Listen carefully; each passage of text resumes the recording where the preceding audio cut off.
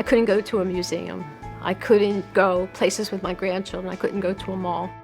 My name is Mary Jo Hartmann. I've had 2 hip replacements done here at Robert Wood Johnson University Hospital, Hamilton.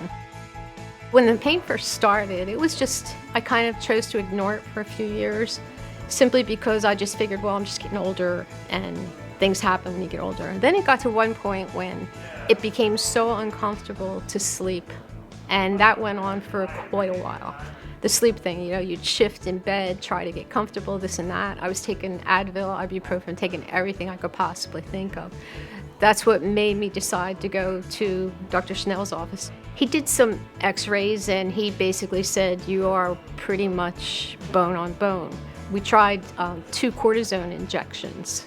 The first one worked for about 3 or 4 months. It worked pretty well.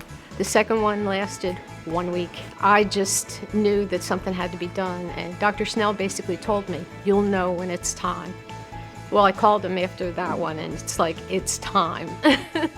And we decided to do the surgery. We got everything set up, did the surgery, and it was the greatest miracle of my life. I was pain-free. It was amazing, absolutely amazing. The recovery was really quick. I was up moving. I stayed at my son's house because he has a 1-level house, and I had a nurse practitioner. I had physical therapists come and everything. 1 week's time, I was back home, going up and down steps, doing everything. The recovery was remarkable. My life has been terrific ever since. I walk quite a few miles every day.